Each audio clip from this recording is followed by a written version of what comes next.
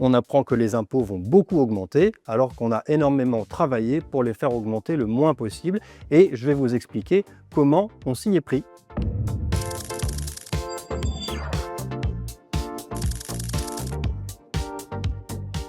Alors bonjour à tous, aujourd'hui je suis dans le service financier de la mairie d'Abbeville pour tourner une petite vidéo consacrée aux impôts. Parce qu'on lit beaucoup de choses dans la presse d'aujourd'hui notamment qui ne sont pas forcément tout à fait la réalité, puisqu'on apprend que les impôts vont beaucoup augmenter alors qu'on a énormément travaillé pour les faire augmenter le moins possible et je vais vous expliquer comment on s'y est pris.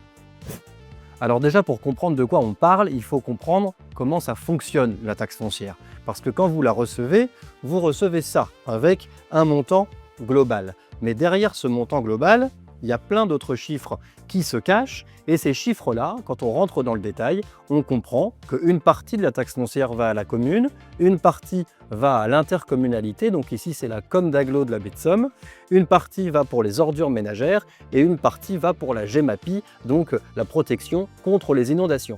Donc prenons une taxe foncière au hasard. Vous voyez que la grosse part, c'est la part de la commune. Sur cette taxe foncière, la base elle est calculée par l'État, c'est la valeur locative de la maison. Cette base, elle augmente un petit peu chaque année et la commune taxe cette base à hauteur de 59,86%.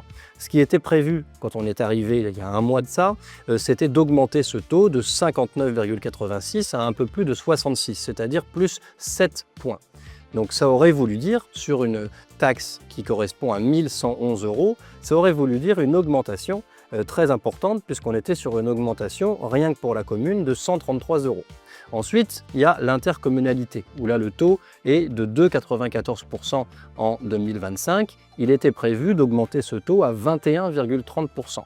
21,30%, ça veut dire qu'on serait passé d'une cotisation de 55 € pour l'intercommunalité à une augmentation de 344 €. Rien que pour l'intercommunalité. Par contre, sur les ordures ménagères et la GEMAPI, ça restait stable ou a légèrement revalorisé avec les 0,8% d'augmentation des bases prévues cette année.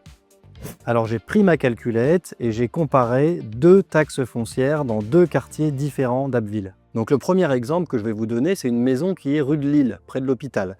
Donc dans cette maison où la taxe foncière était de 1 475 € en 2025, si on avait suivi ce qui était prévu, donc d'augmenter à la fois le taux à la ville et à l'agglomération, on serait arrivé à une augmentation de 479 €.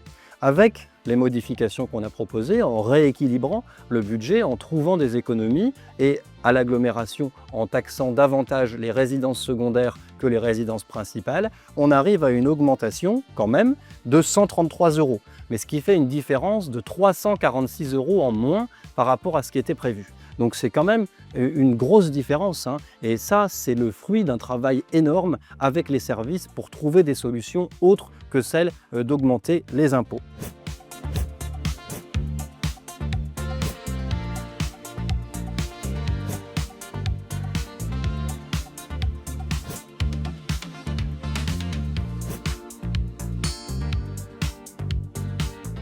Donc le deuxième exemple, c'est pour un appartement qui est situé rue Aborel, donc dans le quartier Saint-Gilles à Abbeville, où là la taxe foncière 2025 s'élevait quand même à 3 064 €. Donc si on avait laissé faire, au niveau de la commune, c'était prévu que ça augmente de 277 € et au niveau de l'agglo, ça devait augmenter de 715 €, ce qui fait une augmentation globale de 998 €.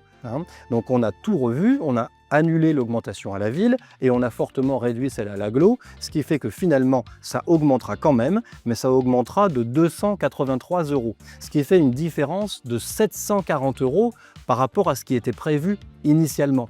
Donc effectivement, c'est toujours pareil, les bases prévues par l'État augmentent légèrement, 0,8%. On augmente le taux au niveau de l'agglomération de 2,94 à 9,55, ce qui explique une hausse de 258 € au niveau de l'impôt pour l'intercommunalité, mais au niveau de la ville, il n'y a plus d'augmentation, et ce qui fait que cette augmentation qui était initialement énorme, elle devient une augmentation très modérée. C'est une augmentation quand même, ça n'est pas une bonne nouvelle, mais en l'espace de quelques jours, on n'a pas réussi à faire autrement qu'augmenter légèrement les impôts au niveau de l'agglo uniquement.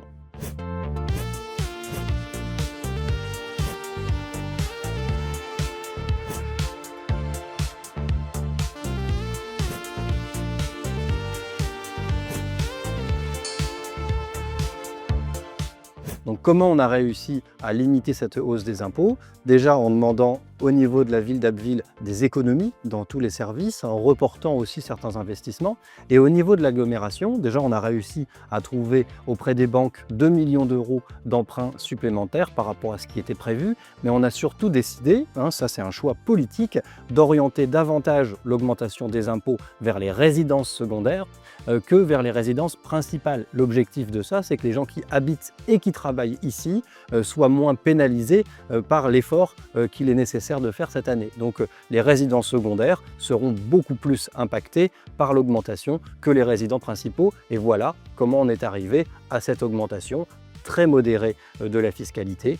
Comme je le disais, c'est quand même une mauvaise nouvelle, mais elle aurait pu être bien pire si on n'avait pas rectifié le tir en quelques jours sur le mois d'avril.